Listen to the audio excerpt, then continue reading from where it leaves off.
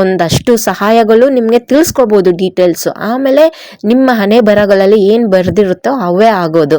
ಅದನ್ನ ನಾವು ಯಾರಿಂದನೂ ಸ್ಟಾಪ್ ಮಾಡೋಕ್ಕೆ ಆಗೋದಿಲ್ಲ ಅಲ್ವಾ. ಸೊ ಎಕ್ಸ್ಪೆಕ್ಟೇಷನ್ಸ್ ಇರಬೇಕು, ಬಟ್ ತೀರಾ ಎಕ್ಸ್ಪೆಕ್ಟೇಷನ್ಸ್ ಇರೋದು ಕಷ್ಟ ಅಲ್ವಾ. ಇನ್ನೂ ಕೆಲವೊಬ್ರು ಇರ್ತಾರೆ, ಎಷ್ಟೊಂದು ವರ್ಷಗಳಾಯ್ತಮ್ಮ ಇನ್ನೂ ಅವ್ರಿಗೆ ಮದುವೆಗಳಾಗಿಲ್ಲ, ಫಿಕ್ಸ್ ಆಗಿಲ್ಲ, ಯಾವ್ದಾದ್ರು ನೋಡು ಅಂದರೆ ಬರೋ ಹುಡುಗಿರ್ನೆಲ್ಲ ರಿಜೆಕ್ಷನ್ಸ್ ಮಾಡ್ಕೊಂಡಿದ್ರೆ ಹೇಗೆ? ಆ ಎಕ್ಸ್ಪೆಕ್ಟೇಷನ್ಸ್ ಹೈ ಆಗಿದ್ರೆ ಏಜ್ಗಳು ಹಾಗೆ ಆಗುತ್ತೆ ಅಲ್ವಾ. ಇನ್ನೊಬ್ರು ಒಂದಿನ ಫೋನ್ ಮಾಡಿಬಿಟ್ಟು, ಹೀಗೆ ಯಾರು ರೆಫರೆನ್ಸ್ ಕೊಟ್ಟಿದ್ದಾರೆ ಅವ್ರಿಗೆ, ಪಾಪ ನಂದು ಇದು, ಆ ಅಮ್ಮ ಫೋನ್ ಮಾಡಿಬಿಟ್ಟು ಈ ಥರ ನಮ್ಮ ಹುಡುಗನಿಗೆ ಒಂದು ಹುಡುಗಿ ನೋಡ್ತಾ ಇದ್ದೀನಿ ಅಮ್ಮ ಅಂತ ಕೇಳಿದರು. ಸರಿ ಆಂಟಿ ಎಲ್ಲ ಡೀಟೇಲ್ಸ್ ಕಳಿಸ್ಕೊಡಿ ಅಂತ ಕೇಳಿದೆ.